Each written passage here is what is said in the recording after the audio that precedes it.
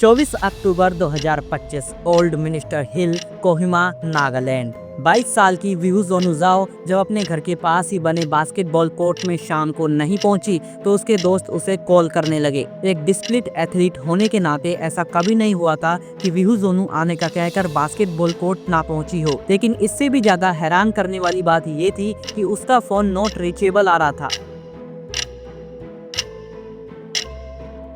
जब उसके दोस्तों ने उसके घर जाकर पता किया तो विहू जोनू की दादी ने बताया कि वो तो अपने तय समय पर बास्केटबॉल कोर्ट के लिए निकल गई थी। अब ये सुनते ही सभी का घबरा जाना लाजमी था। उसके बाकी दोस्त और जान पहचान वालों से कांटेक्ट किया गया, लेकिन कोई भी क्लू नहीं मिला, क्योंकि ना तो उसे किसी ने देखा था और ना ही उसका किसी के साथ कांटेक्ट हुआ था। अब शाम ढलकर रात और रात से सुबह हो गए, लेकिन विहू जोनू की कोई भी खबर नहीं मिली। सभी लोग गली चौराहे और कोर्ट तक जाने वाले सभी रास्तों पर ढूंढ चुके थे, लेकिन विहू जोनू की कोई भी खबर नहीं मिली। कि तभी पड़ोस में रहने वाले एक किराएदार ने कहा कि वो उस घर को और आसपास की जगह को अच्छी तरह से चेक करे, और ये सलाह काम भी कर गई। लेकिन इसका नतीजा एक बेहद ही दर्द भरे अंत तक ले गया, जब सुबह 7:45 पर उन्हें विहू जोनू की लाश बेसमेंट में बने रिंगवेल के पास मिली। बॉडी के ऊपरी हिस्से में खून लगा था और किसी ने बड़े ही शातिर तरीके से उस बॉडी को लकड़ियों, बोरियों और पुराने कपड़ों से ढककर छुपाया था। एक बड़े ही मिस्टीरियस तरीके से मिली विहू जोनू की लाश ने पूरे नागालैंड में तहलका मचा दिया। और होता भी क्यों ना, क्योंकि जिस राज्य को खुद एनसीआरबी ने जब महिलाओं के लिए सबसे सुरक्षित राज्य का दर्जा दिया हो,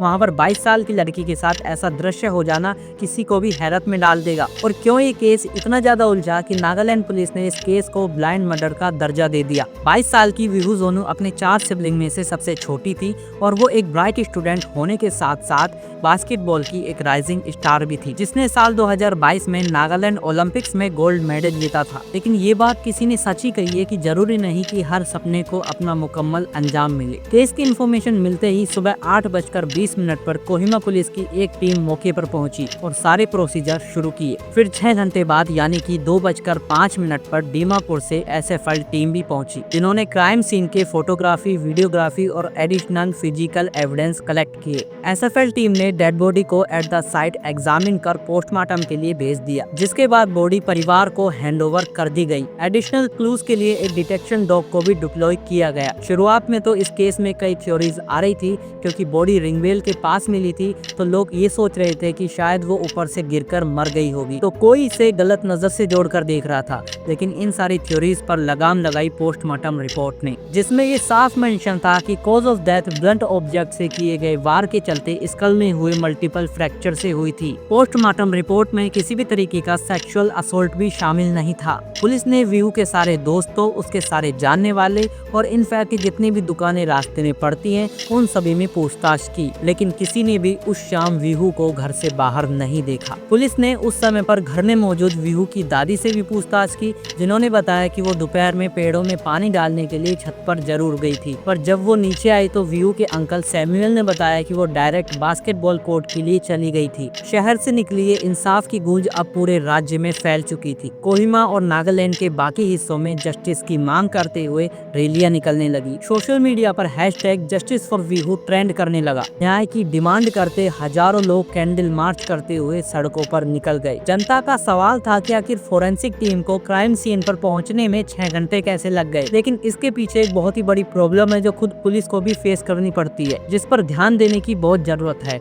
और वो ये है कि नागालैंड में सिर्फ एक ही फोरेंसिक लैब और एक ही फोरेंसिक टीम है जो कि दीमापुर में है, और इसीलिए इतनी कम मैन पावर के साथ पूरे स्टेट को कवर कर पाना बहुत ही मुश्किल हो जाता है। लेकिन फिर भी मामले की गंभीरता को देखते हुए 26 अक्टूबर को 8 मेंबर्स की एक स्पेशल इन्वेस्टिगेशन टीम बनाई गई। हालांकि इस बात को तो पुलिस ने भी एक्सेप्ट किया कि ये केस उनके लिए एक्स्ट्राऑर्डिनरी चैलेंजिंग था, क्योंकि ना ही इसमें कोई सस्पेक्ट मिला था और ना ही कोई मोटिव, और यही वजह थी कि पुलिस ने इसका नाम ब्लाइंड मर्डर केस रख दिया। लेकिन तभी ये केस और भी ज्यादा कॉम्प्लिकेटेड हो गया जब एफएसएल टीम ने इसे एज ए सेकेंडरी लोकेशन बताया। यानी उनके मुताबिक विहू जोनुजाओ की लाश जिस रिंगवेल के पास मिली थी, वहां पर उसका मर्डर नहीं हुआ था। लेकिन इससे भी ज्यादा हैरानी वाली बात ये थी कि जब पुलिस ने विहू जोनू की लास्ट मोबाइल लोकेशन निकाली तो वो उसके ही घर की बता रही थी। यानी विहू जोनू के साथ जो कुछ भी हुआ था वो उसके ही घर के 4 दीवारी के अंदर हुआ था, और इसीलिए फोरेंसिक टीम ने पूरे घर में खून के निशान चेक करना शुरू कर दिए। और यही वो पॉइंट था जब हैरान कर देने वाले खुलासे शुरू हुए। फोरेंसिक टीम ने पाया कि विहू जोनो की लाश को घसीटकर रिंगवेल के पास ले जाया गया था और जब उन्होंने खून के निशानों को बैक ट्रैक करना शुरू किया तब वो उन्हें घर के अंदर किचन तक ले गए और वो रूम था विहू जोनो के अंकल सैमुअल का, जो उसी घर में रहते थे, और उसी रूम में खून के निशानों को साफ करने की कोशिश भी की गई थी जो फोरेंसिक टेस्टिंग में साफ नजर आ रहे थे। जब पुलिस ने सैमुअल को as a primary suspect interrogate किया तो उसके स्टेटमेंट में मिली इनकंसिस्टेंसीज ने शक को और पुख्ता कर दिया। उसने काफी सारी इधर उधर की कहानी बनानी चाहिए, लेकिन पुलिस की सख्ती के आगे आखिरकार उसने अपना जुर्म कबूल कर ही लिया। सैमुअल ने बताया कि 24 अक्टूबर की दोपहर 2 बजे के करीब उसने विहू को चाय बनाने को कहा था, लेकिन विहू उसकी बात को नजरअंदाज कर अपनी फोन में ही लगी रही। इसलिए उसने दोबारा से जब चाय के लिए टोका तो विहू ने पलटकर बदतमीजी से जवाब दे दिया। बस इतनी सी बात से उसका पारा इतना ज्यादा हाई हो गया कि उसने एक पास में पड़ी लकड़ी को उठाया और उस लकड़ी से विहू के सर पर कई बार वार किया, जिससे वो मौत के घाट उतर गई। विहू की थम चुकी सांसें और उसके सर से बहता खून देख उसके हाथ पांव फूल गए और उसने इन्वर्टर बॉक्स पर रखे हुए स्वेटर से ब्लीडिंग रोकने की कोशिश की, लेकिन तब तक काफी देर हो चुकी थी। इसलिए पकड़े जाने के डर से उसने बॉडी को छुपाने का सोचा और फर्श पर फैले खून को उसी स्वेटर से साफ भी किया और विहू के फोन को तोड़कर कचरा उठाने वाली गाड़ी में फेंक दिया। स्वेटर, मर्डर वेपन और जिन कपड़ों से उसने खून साफ किया था उसे पास के ही गटर में फेंक दिया। सुबह सुबह उसने जल्दी उठकर विहू की बॉडी को अपने रूम से घसीटकर बेसमेंट में बने रिंगवेल के पास छुपा दिया। पुलिस ने 31 साल के सैमुअल जाओ को विहू जोनो का रेज में कत्ल करने के जुर्म में गिरफ्तार कर लिया। पर सोचने वाली बात यह है कि सैमुअल ने विहू के ग्रैंडमदर और आंट के घर में होते हुए इस कत्ल को अंजाम कैसे दिया। मतलब ना सिर्फ उसने मर्डर किया बल्कि दीवारों और फर्श पर फैले खून को बिना किसी के देखे साफ कर दिया और फिर बॉडी को छुपाकर खुद नहा धोकर बैठ गया। और इतना कुछ होने के बावजूद किसी को कुछ पता ही नहीं चला।